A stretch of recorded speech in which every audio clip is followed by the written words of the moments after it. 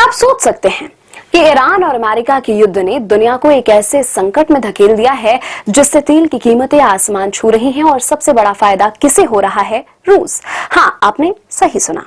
क्या ईरान का होर्मुज जलडमरू मध्य को बंद करना रूस को नई ताकत दे रहा है? आइए जानते हैं इस खतरनाक खेल की पूरी कहानी। सबसे पहले बात करते हैं होर्मुज जलडमरू मध्य की, जो दुनिया के तेल और एलएनजी का 20% मार्ग है। फरवरी के अंत में ईरान ने अमेरिका और इजराइल के हमलों के बाद इस महत्वपूर्ण जल मार्ग को प्रभावी रूप से बंद कर दिया और जैसे ही यह हुआ, ब्रेंट क्रूड की कीमतें $100 प्रति बैरल के पार चली गई। यह घटनाक्रम इतिहास का सबसे गंभीर एनर्जी संकट साबित हो रहा है। अब आइए बात करते हैं रूस के बारे में। 2026 के अप्रैल में रूस का सबसे बड़ा single oil tax, mineral extraction tax यानी MET, दोगुना होकर 700 बिलियन रूबल यानी कि लगभग $9 बिलियन पहुंचने वाला है। रूस के लिए यह बहुत बड़ा लाभ है क्योंकि मार्च में यह सिर्फ 327 बिलियन रूबल था और यह पहला ठोस सबूत है कि ईरान युद्ध का रूस को फायदा हो रहा है। क्या यह रूस के लिए एक सुनहरा मौका साबित होगा?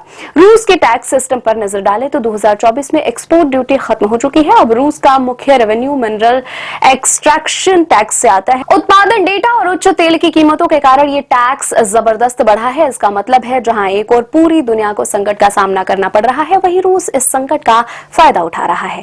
अब क्रेमलिन ने भी कहा है कि ग्लोबल एनर्जी संकट के दौरान रूस को भारी डिमांड मिल रही है, यानी रूस ने मिडिल ईस्ट और एशिया के देशों से नए व्यापार के अवसर हासिल किए हैं।